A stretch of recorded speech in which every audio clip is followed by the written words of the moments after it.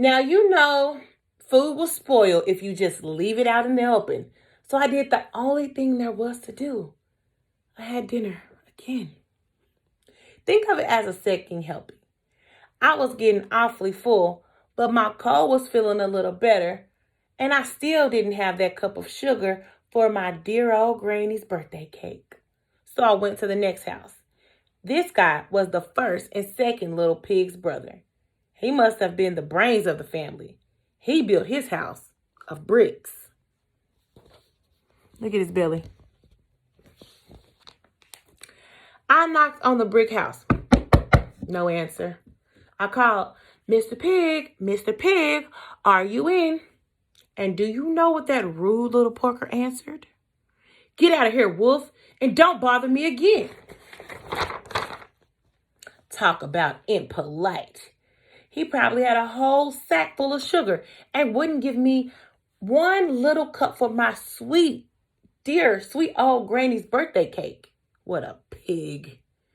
I was just about to go home and maybe make a nice birthday card instead of a cake when I felt my cold coming on. And I huffed and I snuffed and I sneezed once again.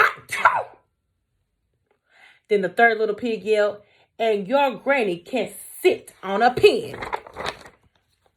Now, I'm usually a pretty calm fella, but when someone talks about my granny like that, I go a little crazy. When the cops drove up, of course, I was trying to break down the pig's door. And the whole time I was huffing and puffing and sneezing and making a real scene.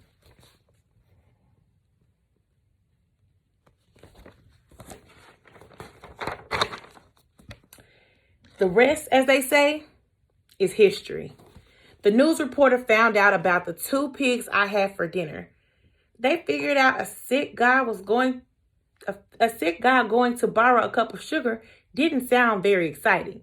So they jazzed up the whole story with all that huff and puff and blow your house down. And they made me the big bad wolf. That's it. The real story. I was framed.